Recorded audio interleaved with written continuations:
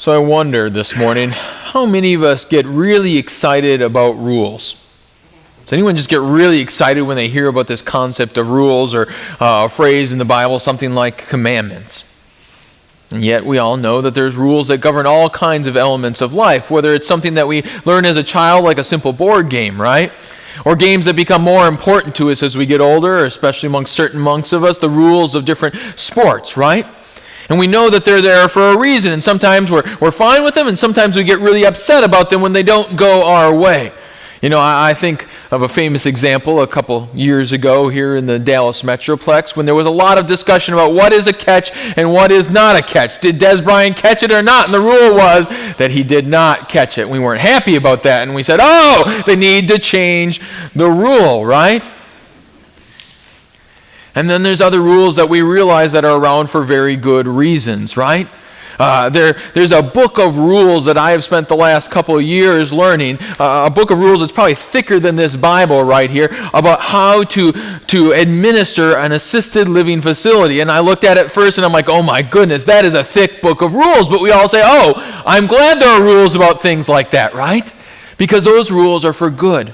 Those are rules meant to make sure people live happily and peacefully and safely in certain types of context. And overall, we would say, okay, most of the time rules are meant to keep things what? Fair.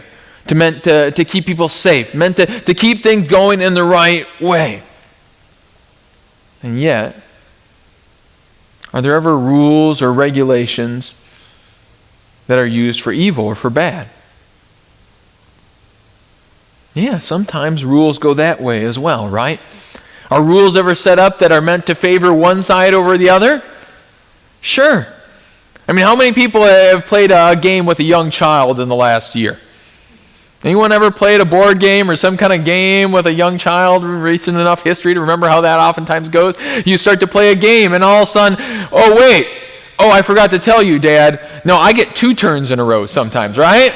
Right? Oh, okay, well, is that the way that works? I didn't realize that. I mean, just last week I was playing pool basketball with my son, 7 years old, and he's getting to the age where he realizes he probably shouldn't do this, but every once in a while when things aren't quite going his way, all of a sudden the rules change a little bit. Well, Dad, you got to stay back here when you shoot, and I get to stand over here. Oh, okay, is that the way it works, Kel? I get it. And sometimes the rules modify as they go on, right? If it's not going their way, all of a sudden the rules start to tilt to favor one side over the other. And you see, sometimes rules are set up like that very clearly and overtly, and we can laugh about it. And sometimes the rules in this world may favor one over the other in not such happy or funny ways. And God talks to his people about rules and about commands. And one of his injunctions, as we sit here and we look at Leviticus, a book that maybe we don't spend as much time in as perhaps we ought with some of the wisdom in it. God says there are certain rules I do not want you to follow. Certain things you have learned or could learn. It's interesting when he pulls those out. If you look at Leviticus chapter 18 and 19, if you pull out the Old Testament readings for today, that's where I'm going to look at a little bit today. In verse 3 of chapter 18, this is what God says. You must not do as they do in Egypt, where you used to live. And you must not do as they do in the land of Canaan, where I am bringing you. Don't follow their practices. Don't follow their rules. It's an interesting statement, isn't it? Why would he say that? And you know, part of it seems really silly. Don't follow the rules of Egypt where you just were. Well, of course we don't want to follow their rules. Their rules were evil and horrible. Their rules kept us oppressed for 400 years. Why would we go back to that? And yet God knows the truth, which is that when you're brought up knowing certain rules, they're just burned inside of you, aren't they? You may not even realize it. They may not even be written rules, but it's just the way you act because it's what you have learned. And they have learned the rules of Egypt for hundreds of years. And God says some of those things are evil. It was a stratified society, and it was written into the code of Egyptian law to keep it that way. The haves stay up there, and the have-nots you will keep down here, and this is the way you will do it. And the Israelites had been the have-nots for hundreds of years. And so you would have thought they would have learned something from that. But what God is saying is, I know the way the human heart works. And when you go into this land, you may all of a sudden be the have, and then all of a sudden, what are you going to try to do? Keep the have-nots down there. And that is evil. I don't want you to act like that, God says. Even though that's what you've learned, you need to unlearn it. And God says, you're going into a new land. You're going into Canaan. And I know when you go into a new place and when you're surrounded by other people, the temptation is to do what? You just kind of meld in, to assimilate, to get along. And God said, in Canaan, there's things that I don't want you to do either. They have other gods, and there's rules about following those other gods, and I don't want you to do that. And they have a whole list of detestable sexual practices, and I don't want you to go along with those things either. In fact, if you look between chapter 18, where our text ends, and chapter 19, where it kind of begins again, there's a whole list of those things that God says, don't do things like that. And there were rules there too about keeping the have-nots down and the haves up above. And God says, I know when you go there, some of those things are going to be tempting. It's going to look interesting. It's going to be intriguing. And you're going to see some things in those rules that could be gratifying. Don't go that way either. And so instead, God says, I'm going to set you up some different kinds of rules. I'm going to set you up some different kind of commands. I'm going to set you up some different types of words. And if you follow those rules, things are going to go much better. People are going to prosper. And so if you look at Exodus chapter 19, verses 9 through 18, he sets up all these really interesting rules, doesn't he? You know, things like when you reap to the harvest of your land, don't reap to the edges of your field or gather the gleanings, the stuff that falls down. Don't go over your vineyard a second time or pick up the grapes that have fallen. Why? Because I want you to leave them for the poor or the foreigner that comes into the land. They didn't have another social system set up to take care of those people. And so God says to show compassion on your neighbor and to show true compassion on your neighbor, not forced compassion, but to follow these rules. And guess what? Things will go better. You'll take care of other people and it's going to go well for you then. Don't steal and don't lie. Don't deceive people. Those are things that we teach our kids from the youngest age, right? But God says, I'm going to put those things so that they dwell in your heart. Don't swear falsely by another name. Don't profane the Lord your God's name. Don't defraud your neighbor. Don't hold back wages. Don't curse or put stumbling blocks in front of the blind. Fear the Lord your God. Don't pervert justice. Don't show partiality to the poor or favoritism to the great. He shows this incredible balance, right? He says, I know societies can go one way or the other. And he says, I want you to mark a middle path. And don't spread slander or rumors or those kinds of things either, right? And sometimes you may have to rebuke others. Rebuke your neighbor frankly so that you don't share in their guilt. God sets up all these rules and he says, if you follow these things, it's going to go so much better for you. Your society will function and people will love each other and care for each other. And doesn't that sound like a good set of rules? Sure. And how often do the Israelites follow them versus times when they don't? They fall away so quickly. They don't follow after them or walk after them as the text talks about. And what about us? Do we follow after these kinds of rules either? Yeah, so often we as individuals, we as groups, and we as society go other ways too. We're tempted to go back to the past. Right? When everything was better in the good old days, right? And yet are there things codified in the good old days that were evil? Absolutely. That favored some groups over others? Certainly. And so the good old days aren't always so good to go back to. And as we look forward to the future, as we look at our society around us today, are there things that we're tempted to go towards right now that maybe are not for our good? Absolutely. Now we sit here and we look at these examples from Leviticus. Again, oftentimes we think of a book like Leviticus and we think of it as just old rules that are completely out of date. And yet as we sit here and we look at the principles that God just laid out for us, there's some important principles that sit there and make me reflect on myself. Do I give as I should? Well, maybe I don't have a field to sit there and go over once or twice or a few times. But what about me? What about my heart? Do I give as I should give? Or do I sit there and sometimes in my heart say, well, I paid my taxes this year, right? Do I give sacrificially all the time to church and to all those social causes around me? Or do I sit there and I let myself off the hook too easily and say, I've given enough, now it's someone else's turn to give a little bit more? And when he says don't spread slander, I can let myself off the hook so easily. Well, I've never been called into a court or anyone ever accused me of slander, but have I ever spread rumors? Ever passed on some piece of gossip? Sure. Do I always put the best construction on what my neighbor does? No. And some of these rules in today's world can be bent in so many different ways. Not just about people that we know and the ways that we're used to thinking about them, but something that's been convicting me a lot lately is by thinking about public figures, right? And there's figures that we like, and then there's the figures that we don't like. And whether they're politicians, or whether they're sports figures, or they're in the entertainment industry, or anything like that. So easily today now, it is for us to get up and to echo the things that we hear out in the media, the vitriol and the hate, and those really, really black and white statements that are constantly put out there. And it's easy for us to do the same thing. Whether it's words out of our mouth or things that we post on social media.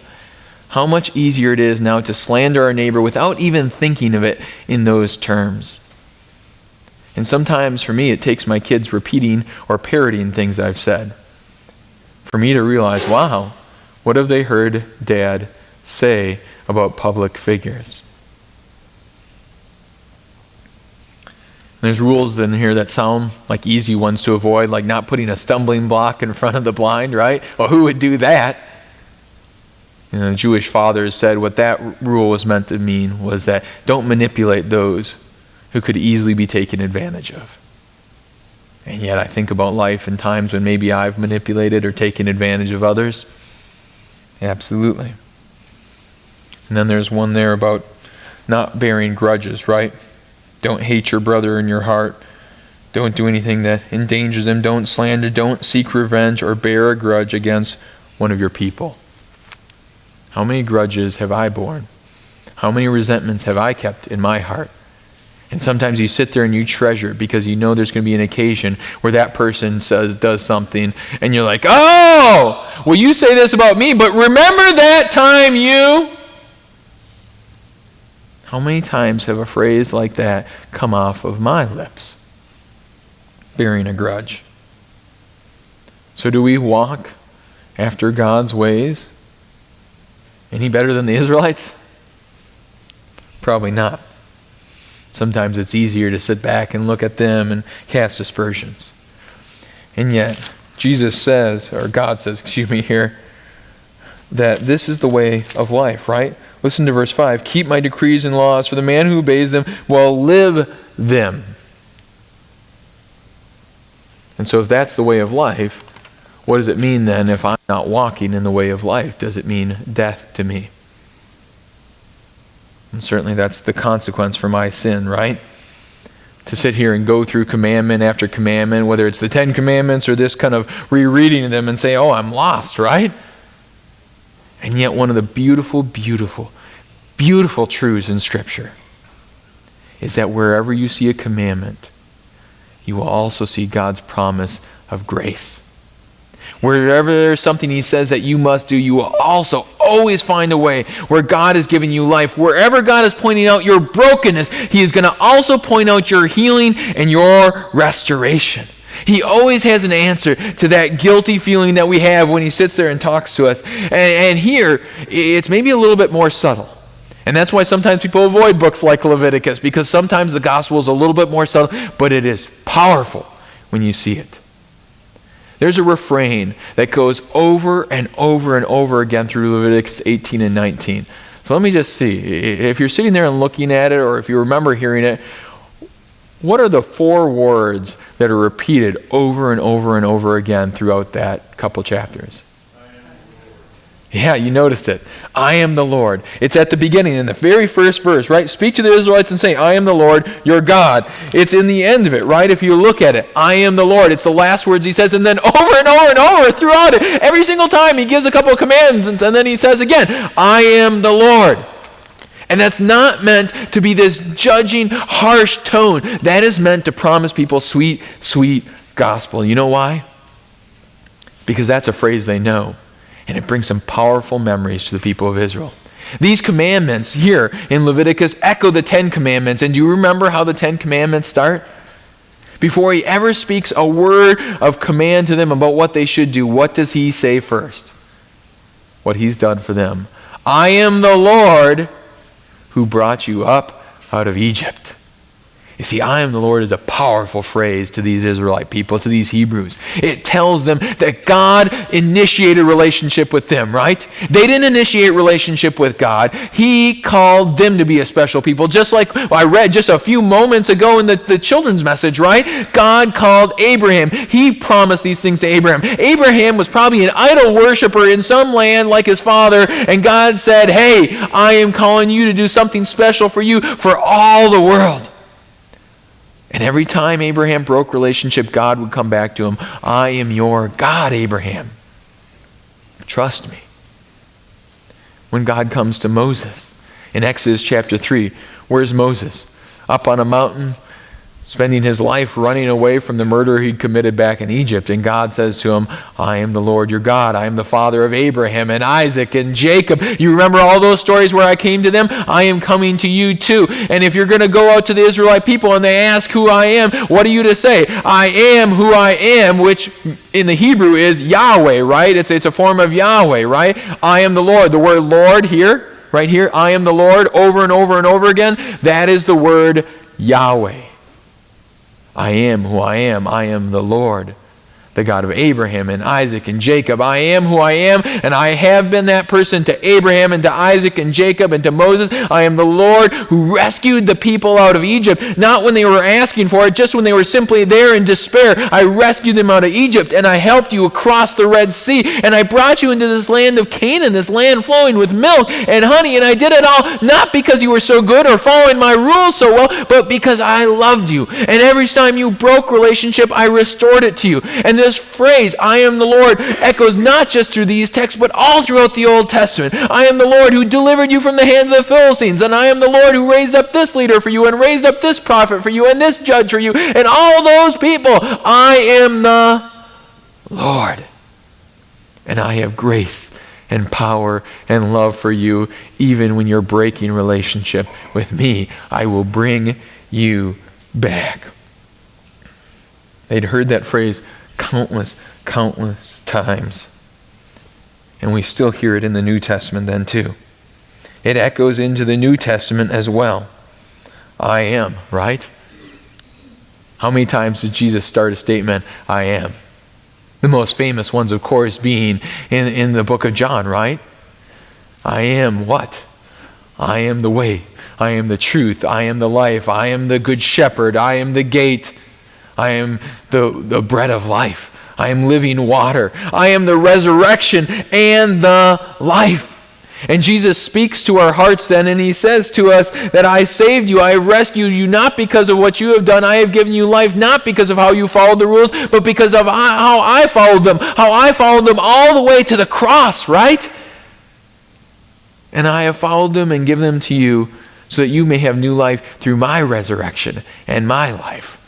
Not through the way that you have walked that path. And then I will keep it in your life by inviting you to the waters of holy baptism, that living water, right? I am in that water. And I am in the bread of life that you will receive if you come to my table. I will keep restoring you to relationship with me. And one of the beauties of the Lord's Supper is that it also restores relationship amongst each other, right? You may not have loved your neighbor as yourself this week, whether they're here or somewhere out there.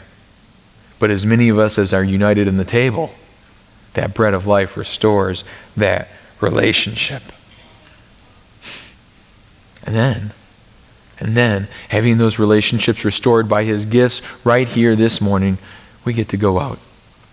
And we get to go out and we get to live this incredible life following according to God's commands. Not in the negative sense of command, like something that's sitting there over your head, but something that's good, something that's a treasure. You know, and that's something we can sometimes learn from the Jews who studied Scripture so much, that the law is good, that it is a treasure. It may challenge us. It may challenge us to look at the laws of the past and say they weren't all good, and to look at the world around us and say, no, I don't want to assimilate and adapt to it. And to say, you know what? I'm going to stand out sometimes. And that's a good thing. That's an okay thing. If the world rebukes me for it, that's all right. They may judge me for it. That's okay.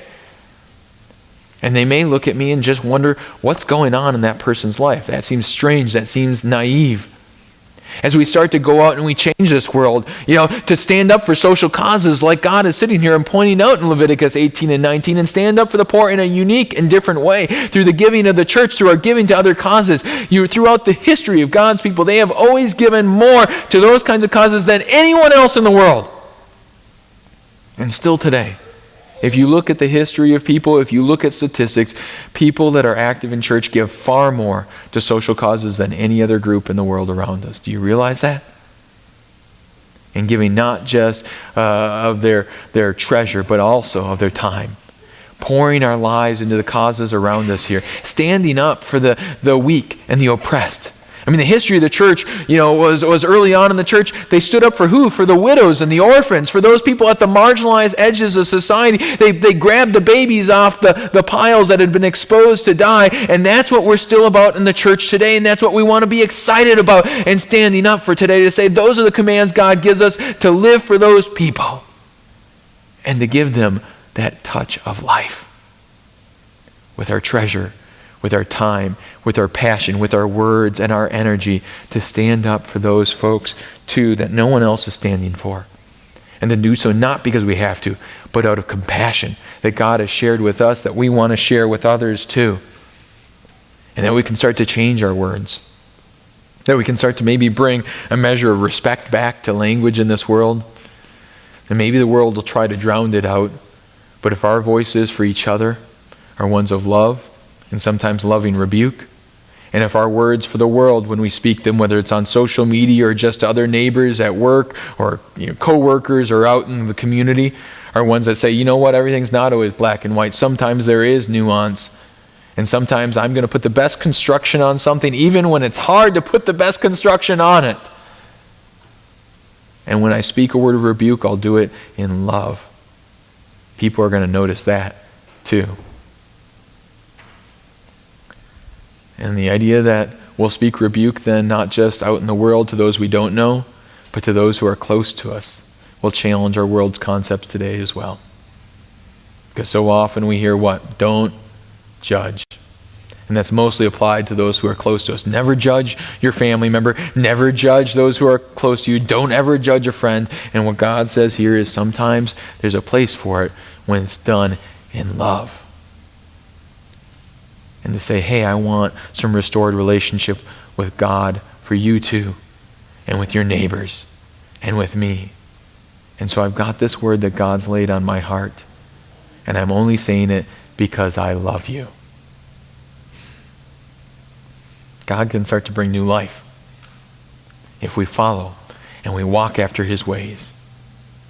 And these rules right here, then, as we start to treasure them, as something that he gives us to restore relationship in this world with him and with our neighbors. As we love our neighbors as ourselves here, we may not do it perfectly.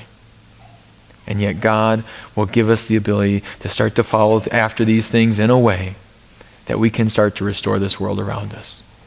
To look at God's rule book, bigger than the rule books that our kids might create, bigger than any manual that's been written in this world. And yet to say that this is the greatest treasure of rules we've ever gotten. And this is a way of life. Amen. Amen.